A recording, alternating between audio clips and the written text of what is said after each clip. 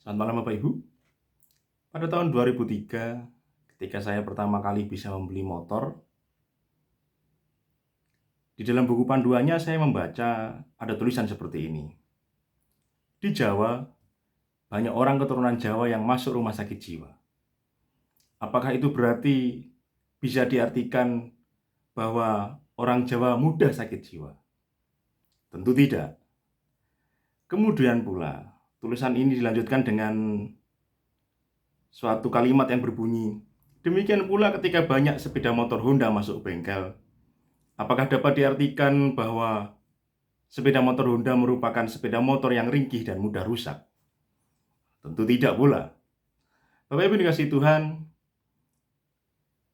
saya membicarakan tentang hal ini bukan karena saat ini sedang ramai kasus rangka esaf Honda yang bermasalah atau dipermasalahkan oleh orang-orang, Bapak Ibu ya. Tetapi saya ingin mengatakan bahwa kalimat ini jika sedikit dimodifikasi, pernyataan tersebut dapat diubah menjadi seperti ini. Di Indonesia, banyak orang yang beragama Islam menjadi teroris. Apakah itu berarti orang Islam adalah teroris? Tentu tidak. Kita tidak bisa menggebiah uyah bahwa orang dengan agama Islam adalah teroris. Tidak.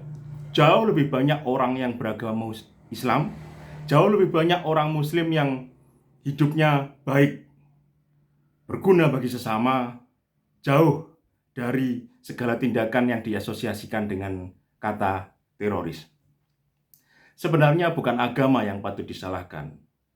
Walaupun harus diakui, banyak agama, terutama agama-agama misioner, yang mengklaim diri mereka sebagai agama-agama samawi, dalam ayat-ayatnya menuliskan superioritas pemeluk agamanya, bahwa hanya agama mereka yang diridhoi Tuhan, agama mereka yang benar, bahwa hanya agama mereka yang layak mendapat surga, dan umat lain di luar agama mereka layak mendapatkan hukuman neraka, merupakan calon penghuni neraka, dan sebagainya.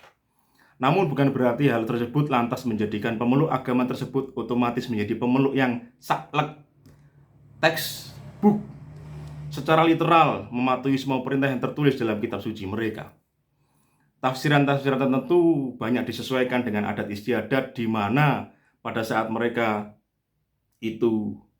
kitab suci ditulis, kemudian diaplikasikan dalam budaya ketika pembaca sekarang membaca kitab tersebut.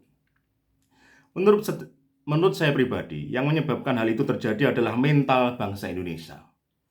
Bangsa yang dipenuhi pemikiran bahwa segala yang bersumber dari luar negeri adalah merupakan bibit unggul. Bangsa yang rendah diri, inferior kompleks, ya, mental inferior, yang merasa bahwa segala sesuatu dari luar negeri itu lebih baik. Agama yang dari luar negeri itu lebih baik. Nah, agama-agama tersebut akhirnya membuat mereka semakin merasa di atas angin.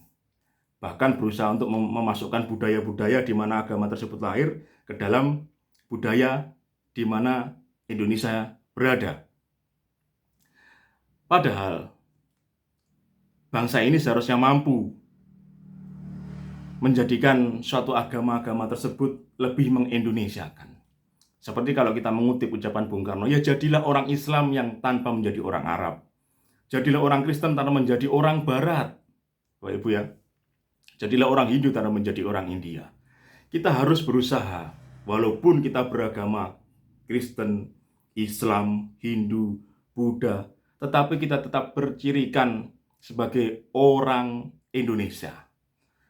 Kita bercirikan orang Indonesia yang memeluk agama-agama tersebut tanpa berusaha untuk membudayakan Indonesia sesuai dengan kebudayaan mereka di mana agama tersebut muncul pertama kali.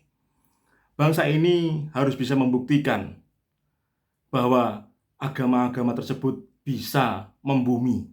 Agama-agama tersebut bisa diakulturasikan menjadi satu agama yang memperkaya budaya kita. Bukannya kita terpengaruh oleh budaya mereka, tetapi kita bisa membawa agama tersebut lebih diterima oleh budaya kita, lebih membumi istilahnya. Bapak Ibu dikasih Tuhan, mental bangsa ini yang harus berubah. Mental bangsa Indonesia yang harus berubah, bahwa segala sesuatu yang dari luar belum tentu lebih baik daripada yang ada asli Indonesia. Mental bangsa ini yang harus kita perkuat, bahwa belum tentu segala sesuatu yang dari luar negeri itu lebih baik dari sesuatu yang asli Indonesia. Kita harus bangga sebagai orang di Indonesia. Kita harus bangga bahwa Indonesia ini punya budaya, punya suatu kasanah budaya yang hebat di masa lampau.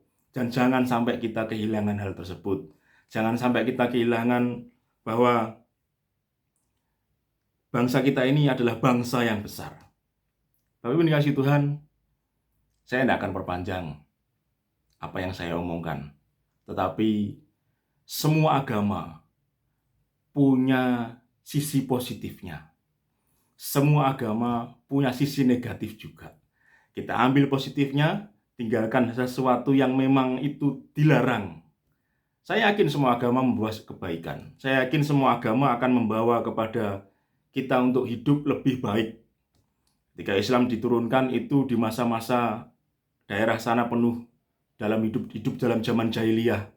Maka Tuhan menurunkan wahyu kepada Rasulnya, kepada nabinya untuk supaya memperbaiki akhlak orang-orang di daerah sana, sehingga mereka punya keinginan untuk bertobat, sehingga mereka mempunyai hidup yang lebih baik, mendekat kepada Tuhan. Demikian juga Kristen.